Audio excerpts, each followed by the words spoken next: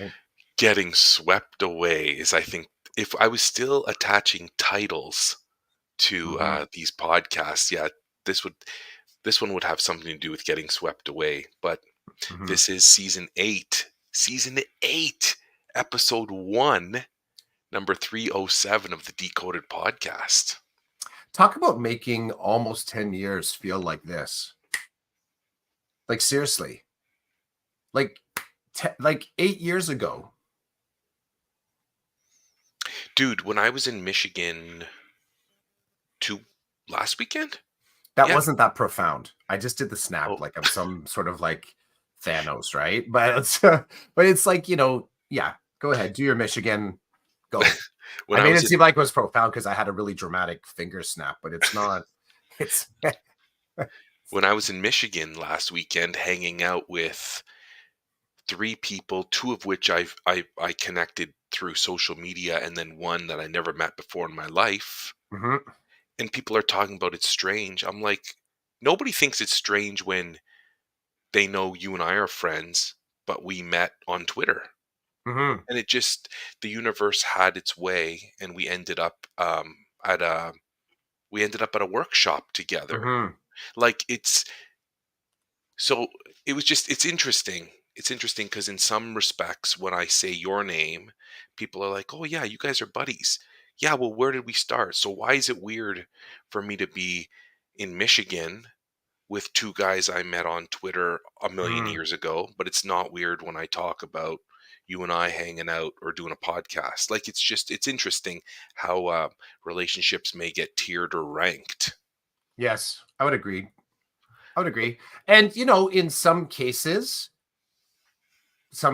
maybe rightfully so, because they're highly, highly kind of candy coated. Like, you know what I mean? Like there's whether there's ranking. I think let's say the ranking like somehow, and you and I realized this very quickly, that there was a craving to connect. And our craving to connect was pre-COVID. Like we did COVID relationship we did online COVID friendship building prior to COVID hitting us. So we kind of figured out that uh, there was a space in our friendship building, the way that we socialize, that craved to sort of have digital friends. And you it's easy to oversimplify that. It's easy to oversimplify and somehow seem like just because we connected online that a better friendship grew. But it's not that, because we had a very short, there was an intentionality to say, okay, like, can we meet up? I will tell you, and there was nothing accidental about me meeting you at that conference. Remember, I knew you were going to that conference because of your podcast talking with Stephen Hurley. And when I heard what you two were talking about the CEA and his whole sort of like thing, his whole thing that he was kind of swinging into education, I'm like, you know what? That's exactly where my head is right now. So there was two gifts in that. One, just to be able to go to that first session with the Canadian Educator Association, and my learning benefited from that. I met other really cool people. I think Rod Neiser maybe was at that first one. I think Andrew Campbell was also at that first one. So there were other individuals there that I had only just a little bit had experienced, like the whole teacher Twitter space, because I was very fresh to it. But from there, it was like, hey, this is kind of a new playground to enter. This is a new open field to enter. And it looks like, as Roy and Lee once said, he goes, social media sometimes can feel like you opening the door and there's a party on the other side that you had no clue, because the door was kind of soundproof. And then you got to decide whether or not you want to stay there, or, I mean, party, or just a really interesting space, right? That was always right there in front of you. You just like, you know what? It's like you, you, when you started your re-engagement job and you were at the board office, and you're like, I'm going to open up that door and see what's behind it. If my key unlocks it, I'm going to open that door. And you did, and you sort of discovered a few kind of cool nooks and crannies in that board office. I'm the same way. When I was a kid, I'll walk past that construction site. I'll see. I'm like, does the latch lift? I'll take a peek in. I know enough for my own safety's sake. I don't have to walk in, but I kind of like to say that I looked at it. And what's remarkable at that is that that's also this whole philosophy of kind of just opening the door and seeing what's there is also very much a part of my creative process. 95% of the photos that I post up, photography being one of my sort of creative outlets, are the result of me saying, I wonder what's going on over there. And I literally will walk over and kind of like climb up on something, as best as the 52-year-old body will allow me, or I'll sort of squeeze under something as best as the 52-year-old body can do it, or I'll wait there because I'm like, I bet you this is going to happen, you know? So I like this building the relationships online. I do, I do wish that I to a not wish. Maybe it's remarkable to me that I maybe the what's that word? The what do you say, that storm, the lightning in the bottle. Maybe the lightning in the bottle kind of function here is that you never really know who you're going to meet up and whether or not you're going to connect. I get that. Um, it is kind of funny though that I haven't done this version more. Maybe I'm just at that maximal number. Like I only need sort of like 4 or 5 friends and I'm good. I've kind of accepted that about myself. But it's kind of funny that, like you're pointing out, season 8 and the fact that we're at season 8 is a result, I would say at this point, primarily of the friendship. Like that's the drive now to maintain this, right? It's become kind of intertwined, which is the way you and I connect. But is I sort of often think like why haven't I tried this version again with anybody else? And I just have, I don't know. Maybe it's just like I said, that lightning in the bottle kind of a moment. But happy to be here. I love it that we're at 307. Now, is the 307 including the lost footage of the episode 1? Like, are we actually 308? That's a good question. You have to That's go a good back and question. count. I have to go Somebody back. do that. Some one of our trusted followers or subscribers, go back and count all our episodes for us, please. Just report back. Um, I have a lot I want to say about what you just said in terms of, so I don't know about you, but the relationship you and I have that came from the beginnings on social media, it takes a lot of work. So when you say, I wonder why I've not replicated this with somebody else or 5 other people, my right away I was like, because it takes a lot of work and time is finite. And for me, um, there's a lot of pieces to it. Like, there's my time being spent trying to communicate with you, but you reciprocate, right? You provide the same time back. Um, we've become friends, like where I'll go to your neck of the woods to hang out, you'll come to my neck of the woods to hang out. Um, and I think that commitment, at least for me, is a big one. That's a big commitment for me, and I'm not just going to. I can't give that to many people because it doesn't. I don't have the time. Um, anyway, that's just my thinking around that because it is a new way to connect with people. It didn't exist before. When you and I growing up, this didn't exist. And so you actually had to meet people face to face and then you had to build from there.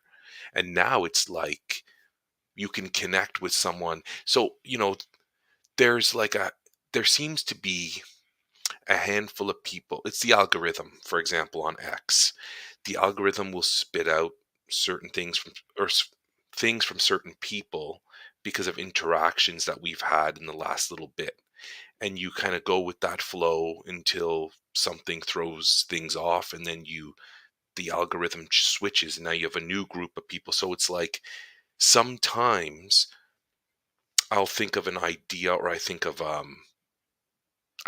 I remember something from the past that resonated with me, and then I remember the person, and then I go and find the person. I see that they're still there and they're still relatively active, but for whatever reason, well, for a lot of reasons, our our circles have shifted.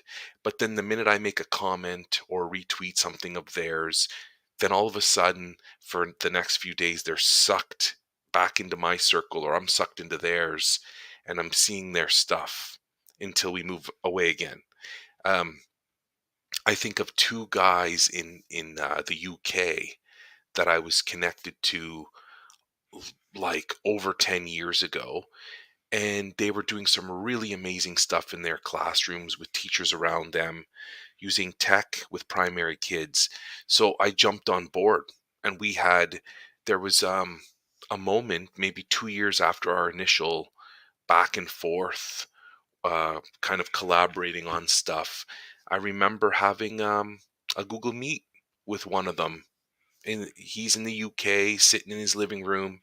I'm here sitting in my living room, and it's just like, "Hey, you want to connect for 15 minutes and catch up?" And he was really cool about it.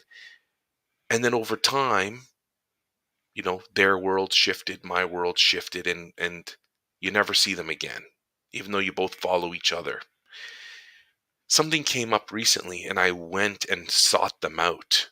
And it was really exciting. It was really cool to see that they're still in the space and to see how they've evolved. They're both doing different things now, just like I'm doing something different. And to me, that's exciting to see people's growth and development, where they go, how they end up getting there. So, where you once were, you don't have to be there forever. And I'm finding that in my new school, when I'm talking to people who I met somewhere along my journey in education, I'll be like, remind me how we met. And they're like, it was a leadership thing, blah, blah, blah, this many years ago. I'm like, that's right. Or it was a presentation on D2L, or it was a Google event, and it's like, holy cow. And now we're here.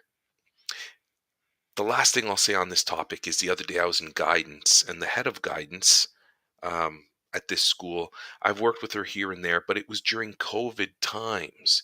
So as I'm standing in guidance, her door opens, people leave, and she's like, "Roland, welcome to the school." And I go in, I'm like, "How's it going?" "Good, good." We have that little chit chat, and I said to her, "I've never seen your face before." And she just kind of paused, and I'm like, "When I was interacting with you and working with you, we were both masked. So I only know you like this. And now I know you like I can see your entire face." And she paused. She didn't know what to say. But I was like, this is friggin' weird, because I met you years ago, but I didn't know what you looked like.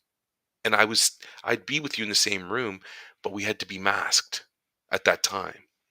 She was like, "Holy cow, it's been that long since you've kind of been floating in and out of guidance." I'm like, "I guess so. Or when I've been here, you haven't." So it's interesting. And I love not pigeonholing people. You meet someone and you meet them in that season of their life. Um, I said that was going to be the last thing, but I want to say now that I'm running into people. I ran into a teacher that taught my son in grade 9 when he was brand new and just had a contract, like a LTO. And I'm like, "Hey, man, you work here?" He's like, "Yeah." He's like, "I remember having a virtual parent teacher meeting with you. How's your son?" And it's like, now I see him all the time. And it's like, "Hey, what's going on?" And we're colleagues. But before he was my kid's teacher. I was parent, he was teacher. These things are really cool. I'm bumping into the result of doing things over the years that led me to spaces where I wasn't just sitting with the same primary group of people all the time. I was branching out, doing different things, going to different things, and meeting people who were doing the same thing. And now it's like, "Oh, you know that person? Yeah, here's the connection." And now it gets strengthened because we're working together, or it remains how it is because we don't work together. You know what I mean? Um, I'm feeding off of that right now. I think it's so cool, as I kind of jump into this new work that I'm doing. But speaking of people making connections, Rochelle's with us. Bonjour, Rochelle. Welcome. I saw Rochelle on the street yesterday as I'm walking to the board office for my workshop. She's driving away from the board office, and luckily, She was able to stop in the middle of the street. We were able to talk, and then she kept going and I kept going. But it was interesting to see Rochelle driving down the street at the board office. That was kind of cool. And Gary, good morning. Welcome. Welcome. I got a text from Gary the other day just checking in. Gary, I am I'm in the middle of the ocean. I have a life jacket on, but the waves are hitting me hard, and doing my best to keep swimming. So that's where I'm at right now. And that's the whole you the world has shifted so much since I was a kid. This internet thing, generative AI, it's just insane. It's insane how far we've come, I think. Rochelle comes from a small town. We do that where, yeah, she just literally stopped in the middle of the road. Now we were on a little road in terms of like, it wasn't busy, but I kept looking because I'm like, Rochelle's going to have to move if a car comes, right? Like she can't, well, I guess they could drive around her if they wanted to, but it was just neat seeing Rochelle. Rochelle, I didn't know that you drove like an SUV. That's not what I pictured you driving. Isn't that weird too? Yeah, Rochelle in a Jeep, like a Jeep Cherokee type thing. I never would have imagined Rochelle. But maybe that's small town driving. You get a vehicle that's got four-wheel drive and you can get through anything to get anywhere. I believe that. I do believe that. I'd buy that. So I was telling you, Chris, Hmm. that somebody made a comment on Twitter X about checking us out, Hmm. and that sometimes they come in and they hear us do our thing, but they don't always know, they're not familiar with the things we're talking about. So, people listening, if you are interested in something or you've got something in mind that you want us to talk about or you're interested in, just make a comment. Chris and I are happy Hmm. to do that. I mean, right now, my world is work and my family and trying to find uh, a balance so that I'm still present with them, but I'm working on things that need to get done. So that's my world. That's probably what I'm going to talk about. I'm all good talking about stuff I don't know about. I And didn't think you'd have an issue. no, no issue at all. But I think I like that as a t-shirt even. Happy to talk about anything I don't know about. Part of I think that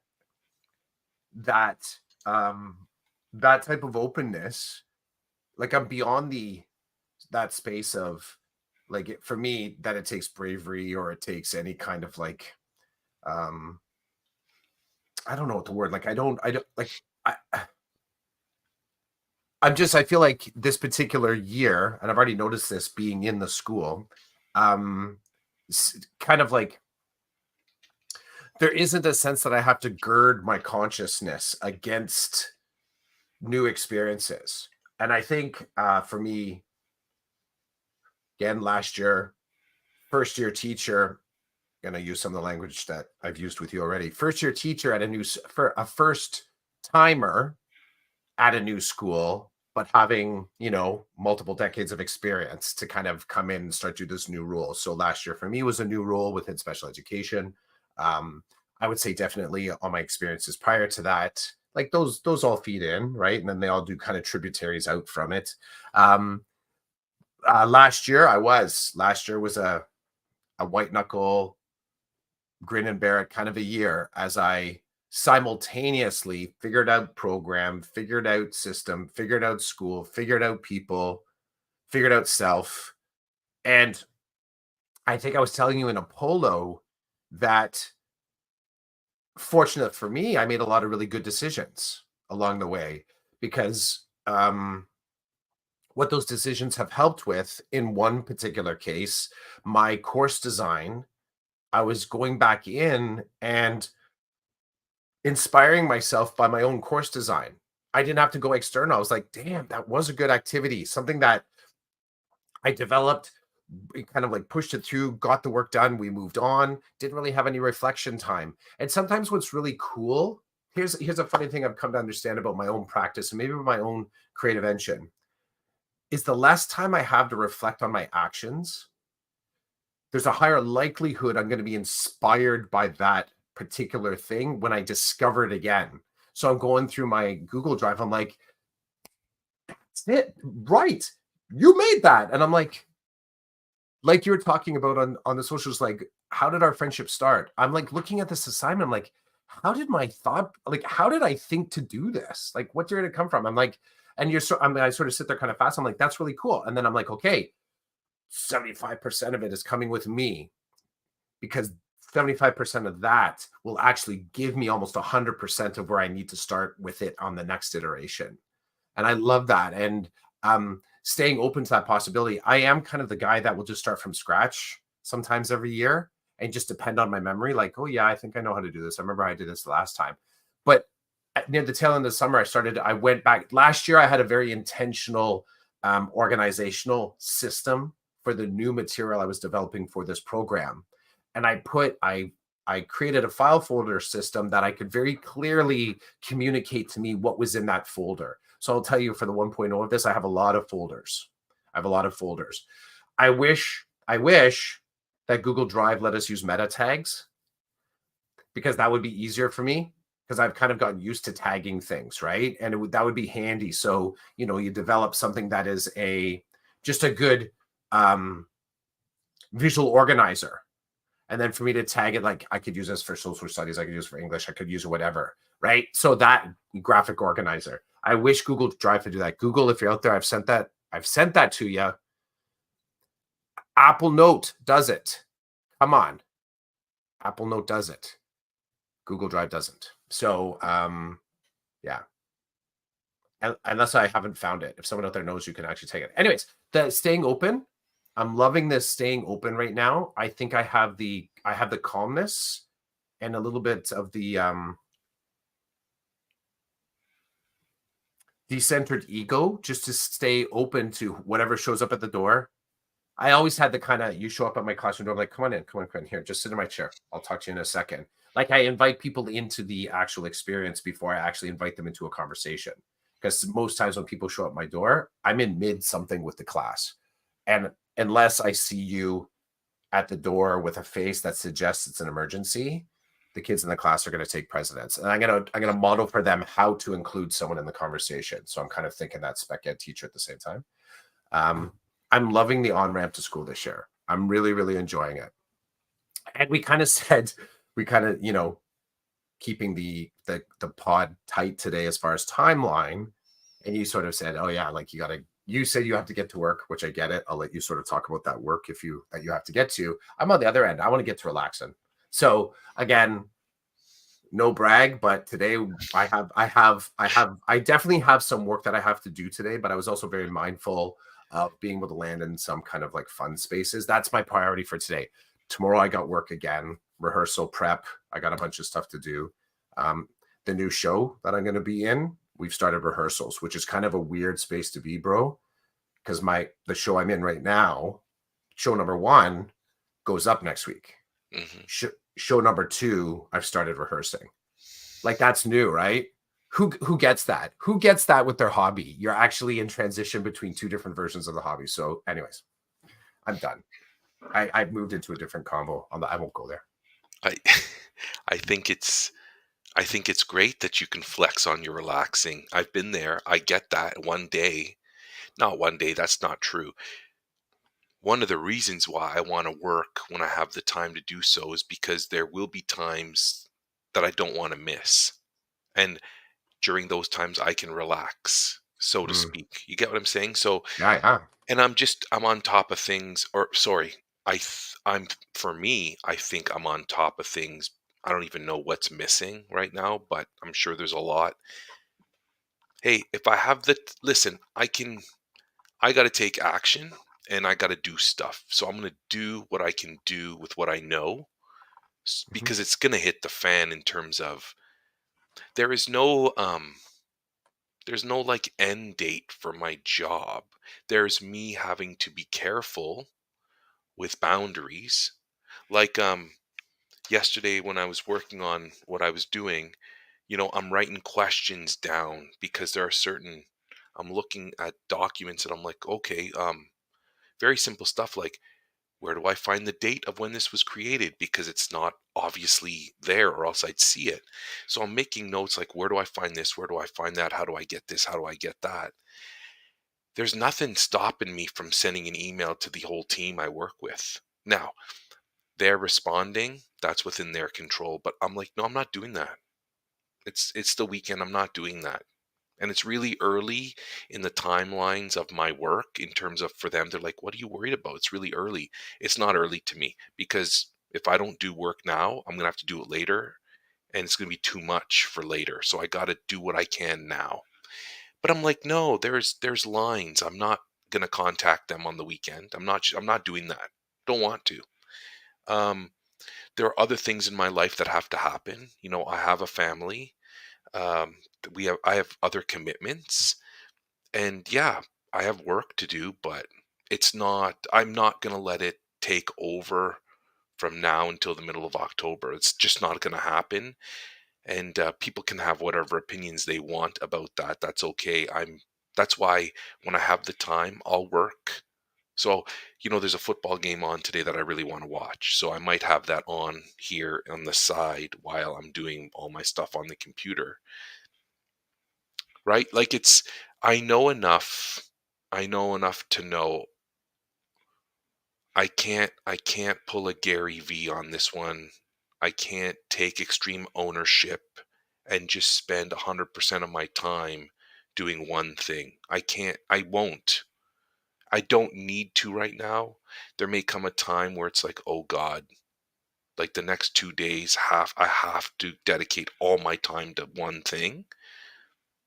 I would like to think I don't get there because I work ahead and I kind of manage my time and I find effectiveness, but it could happen. I'm not going there. And that's why I told you at the beginning when we started our on ramp. If I fail in my mission, it's not the end of the world.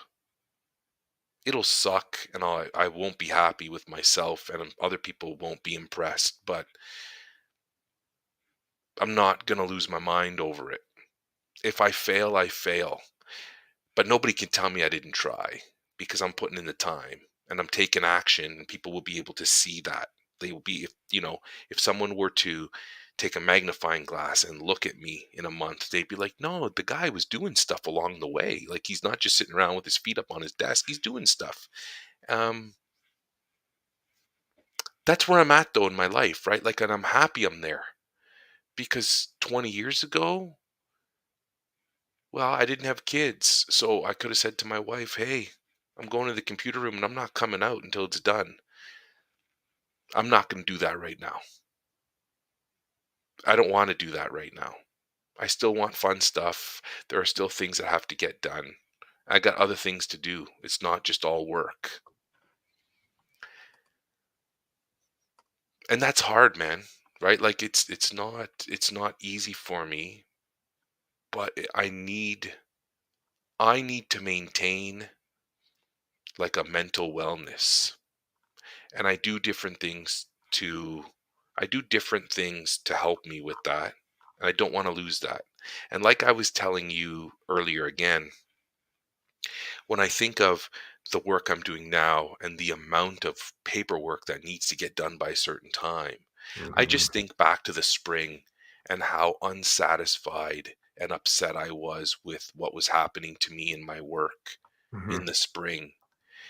And so I'm keeping those feelings and those memories close because it's a great comparison. If I start to feel down here, I'd be like, nah, this isn't down. Last winter and spring was down. This isn't down. This is work. This is part of what you do when you engage with your professional duties, and you do your best, and you smile, you laugh, and you find those moments in your days that remind you that you're human and that there are other people around you. I don't live in a cave yet. Maybe one day when I retire, I can go live in a cave. I don't know. Anyway, As long as it has good Wi-Fi. well, I can get to the cave with Rochelle's four-wheel drive vehicle. That She is says, true. when you have a 40 to drive 40 minutes on country roads to get to work, you need four-wheel drive. Hey, I don't disagree with you. I don't disagree. That's not a bad drive to work though. Like you know what I mean? Like it's a very clear, distance can give us clear delineation between home and work. Um, Events can give us clear distance, as in, you're driving home and there's a sudden uh, storm. It breaks our sort of thinking. I like this idea of interrupting the end of the day. And we all need, I think, our transition either between spaces. And I've come to appreciate that more and more. There was a point where I was actually looking for finer integration. So it was smooth. I'm kind of liking the jarring effect. I feel like my brain now at 52 needs to have a little bit of like you know, you remember back in the 80s, someone might say to you want to smack upside the head. Do you remember I that do remember phrase? that phrase, yeah. Yeah, I think that's where I'm kind of at right now, realizing that a lot of the things that I crave are the smacks upside the head, just to kind of like, um, or you'd be told, someone catches you in that moment. So smack upside the head is when it's accidental, or someone might tell you, shake your head, like give your head a shake. Remember that phrase too? Like it's just not on right. So, I've always appreciated you as the sort of like in different ways telling me like, Clef, give your head a shake. Like you're not thinking straight. You wouldn't be using those words, but we'd be sort of leading each other through a conversation that led me there. The smack upside the head are those surprising moments, a storm, a free coffee that someone gives you, going back into your Google Drive and just sort of going, wow, I was on the right track. I'm kind of craving that. Um, I live really close to work now, but I will tell you, I'm pretty intentional about making decisions as I walk out the door at work and as I walk out the door um, from my house. I'll try and cap it there so that even the travel between is a third space. And that's a really interesting way to start to experience your life.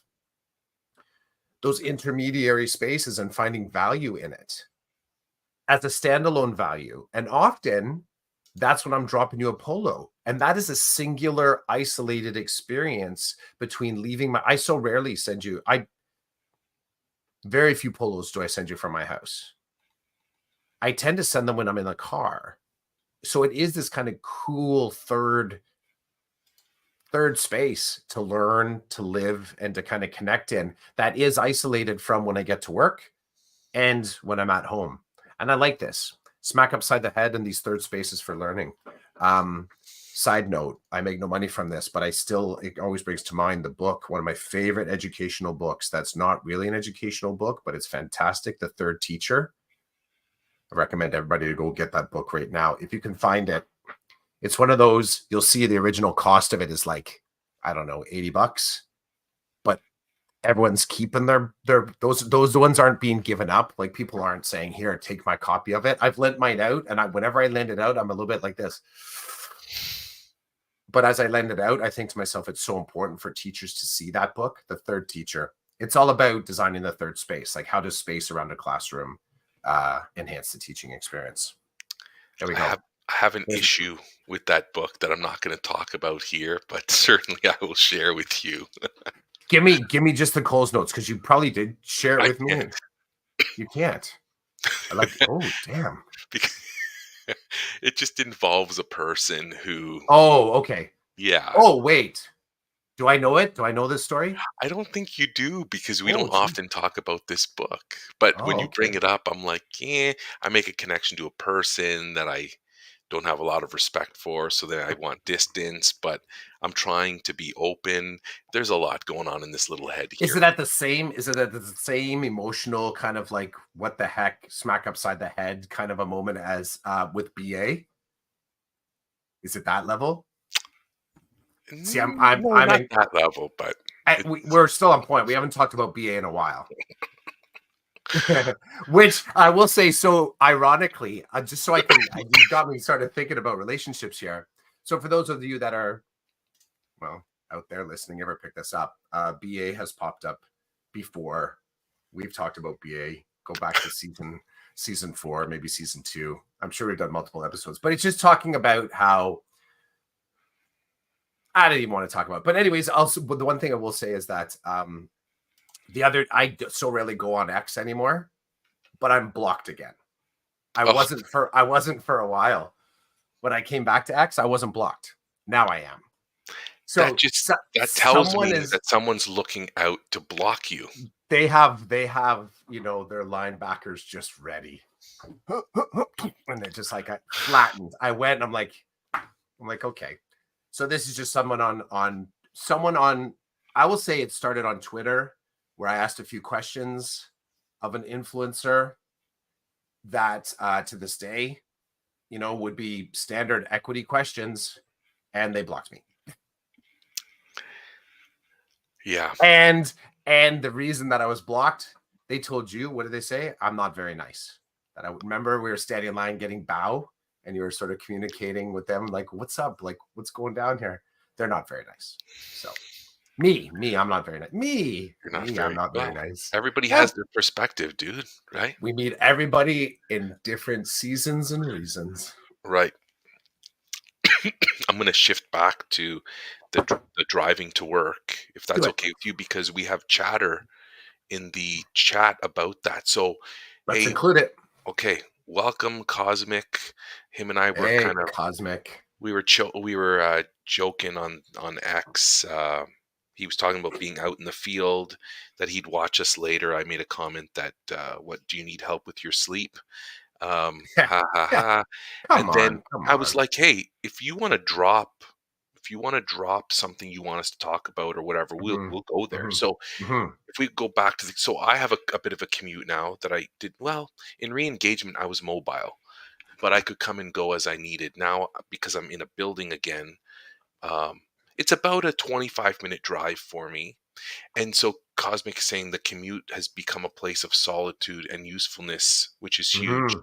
And I fully agree with that. Um, Rochelle says that she often debriefs her day on the way home. I do too. Wait, okay, so debrief, reflect and practice, or Rochelle is calling a friend. Well, you just asked, so hopefully she'll tell us Yeah, what that's she's uh, thinking. yeah, and I participate in that as well with my significant other. Um, and yeah, so I get that. I get that for sure. Cosmic says he saves interviews and lectures. It's become his church. You know what? I love it. You don't have to put it in air quotes anymore. You don't. I get the reason why. I get the reason. No offense taken and no sarcasm taken. I think the reverence. I think often. So cosmic. Here's where we take what you offer and I spin it back into school pedagogical thinking like a teacher, thinking like a learner. This idea that it somehow is selfish or unreasonable or um, strange to have reverence for our own learning spaces and our spaces where we feel cool and calm and confident, which I don't have a relationship with the church, but I imagine that's what I would crave if I went there. Cool, calm. I want some connection. I want to feel like there's some compassionate higher power that I'm trying, or higher place that I'm trying to lead to. Hell, you want to make that about God, or you can just make it about your better self. I get it. And I like this idea of anointing a space too, making sure that that space, when you get in the car, like you got the temp right, you got the seat right, your windows and your mirrors and everything are set to how you like it, because that's all the preparation that you need to get to this headspace.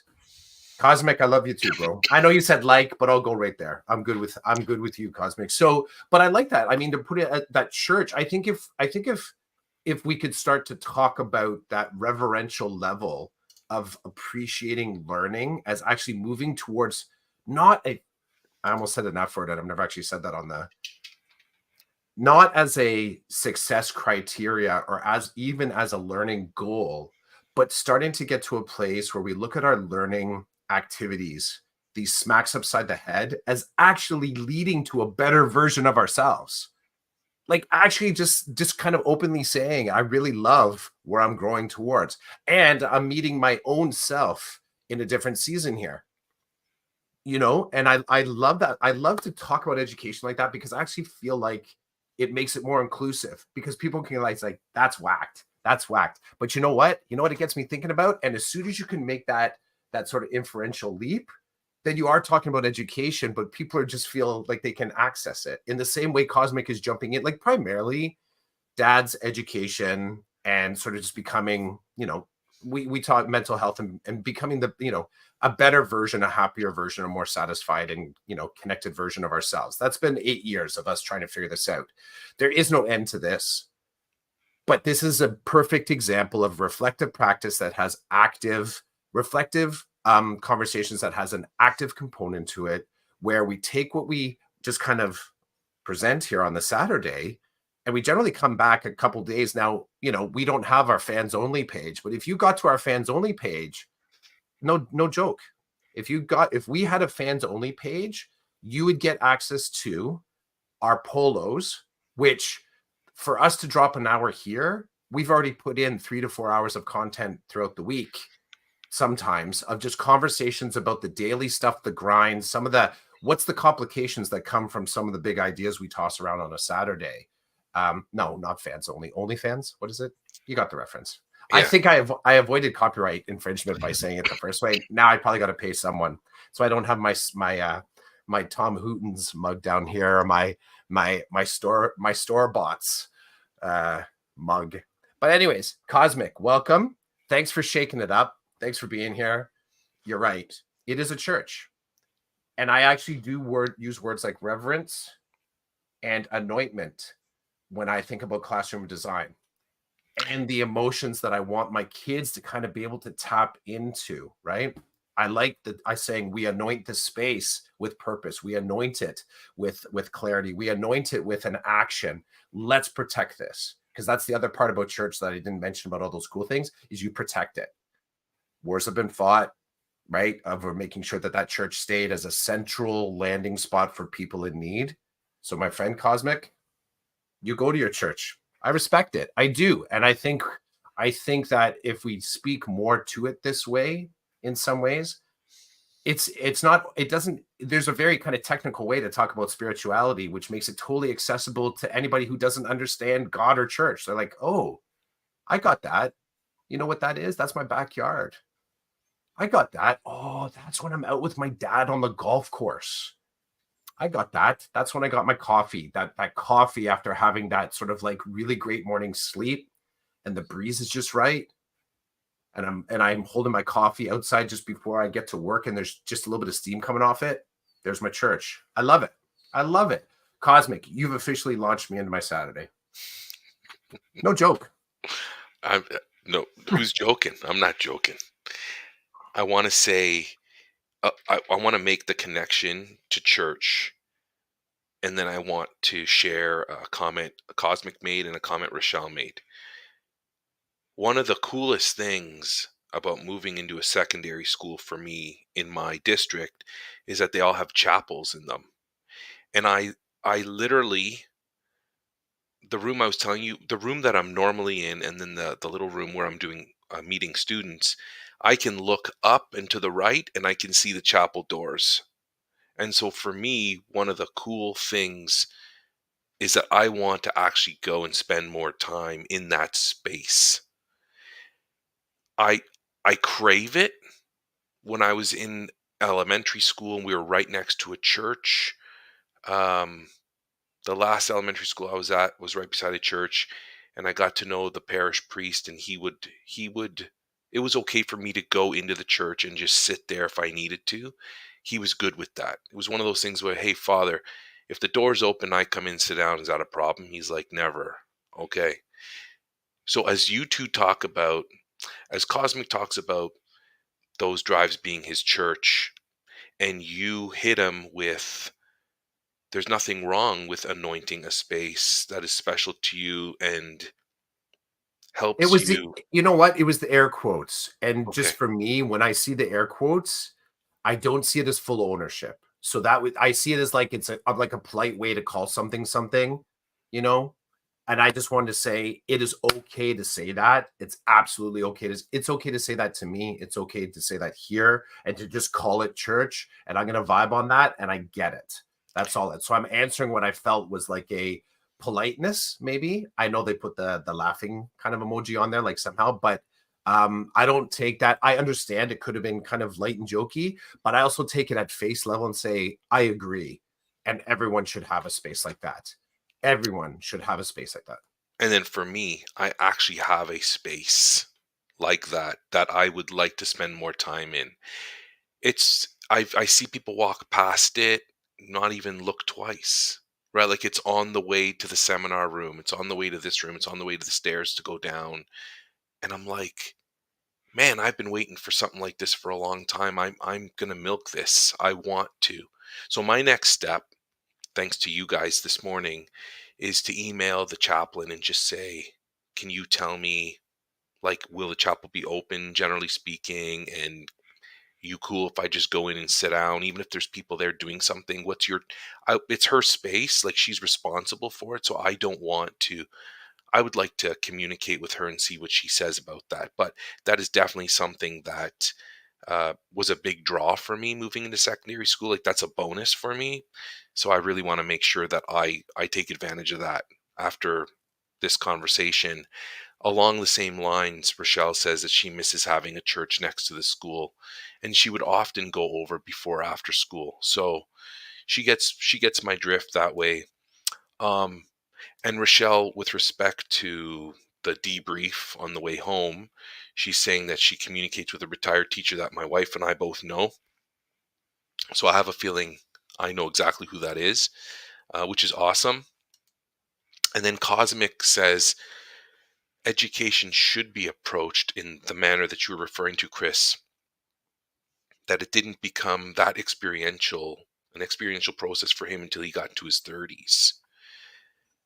I know you and I are flexing on that now. Like I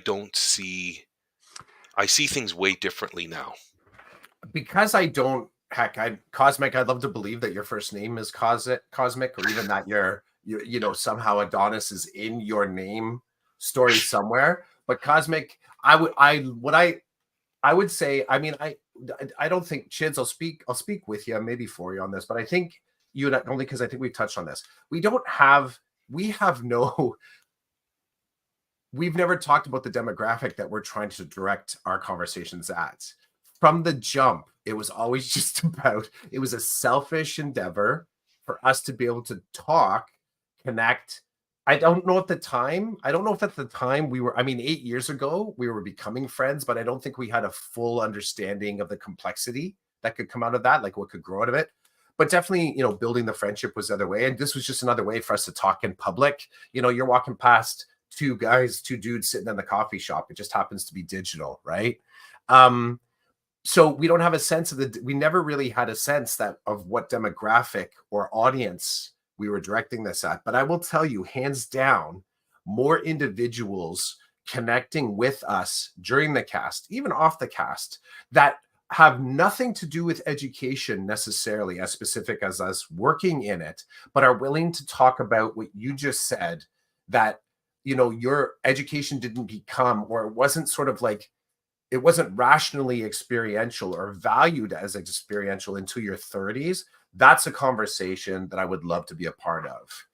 And Cosmic, you are welcome to jump in, hang out, be with us, send message to Chids, because I'm imagining there's already sort of like a bridge there. But to start including kind of that, because Cosmic, I've probably been teaching now long. I don't know how old you are, Cosmic, but I may now have been teaching long enough that you could have been in my class. Could have. I don't know. I'm 52, Cosmic. I don't know what you're rolling in at. But when I hear people say that they didn't really recognize that flavor of experiential learning until they're in their 30s, I do take that as like a challenge to say I can't have anyone that encounters me wait to say that when they're in their 30s. I can't. I actually take that as like a call to action for me to make sure that I'm at least providing a glimpse of that understanding. So cool. Rookie. That's it, baby. Get off the mute. That's awesome. That's awesome. uh, As soon as you said rookie, I'm like, "Oh, I shoot." wish, yeah, I wish I could take the video and just move that into slow motion to see you sort of just like talking, and then you kind of come back and you take it off the mute. Um, I know we have to go, Yeah, but I wanna drop something. do it. This business, experiential learning, you know, waiting until you're a certain age and then it kind of just something happens, it connects with you. Hmm. I had that experience recently. So I'm mid 40s, approaching early 50. And when I told you this, and I told you this in a righteous way. I was being very righteous when I talked to you about the first day of school, like the PD day that we were at. Now I'm at a school where I don't have any homies. I didn't meet up with anybody in the atrium to grab a coffee with and chat. I was on my own. Hmm. I was on my own and I was observing what other people who theoretically are on their own, what they were doing, and I saw them flock to certain groups. And I was like, I'm not doing that. I'm not playing that game. That's a game that brings me back.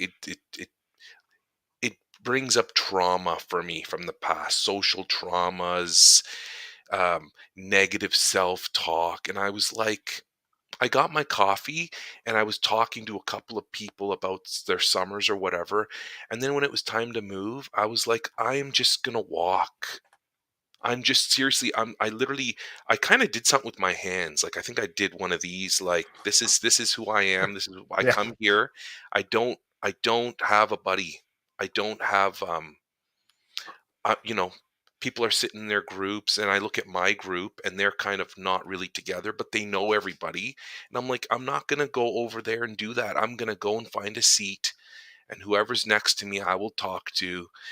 I don't know people. I don't know the groups. And I'm not going to, on this day, at this moment, I was not going to shift me in that moment. I was completely open to the uncomfortable feeling. I was completely open to talking to whoever was near me about whatever they want to talk about. Um, and I got to tell you, man, I felt free, even though I, everything inside of me was like, this isn't normal. This isn't normal. And I'm like, well, what is normal? Hmm. What is normal? What is normal to me? Would I like to have a crew? Sure. I don't have one though. And that's okay too. And I'm not going to sell myself right now. I'm not doing that. You you know what I'm saying? So it was like the mid 40s hit me in in a responsible and authentic way. I wasn't going to do it. Now, if somebody said, "Hey, come sit with us." Awesome. Yeah. So thank you. That sounds good. That didn't happen. So I just walked in, found a spot. Um, and I guess for the first time in a long time, I honored me instead of selling myself short, I guess. And I think I told you this when I was initially walking into the atrium. You could hear the noise, you could see the people.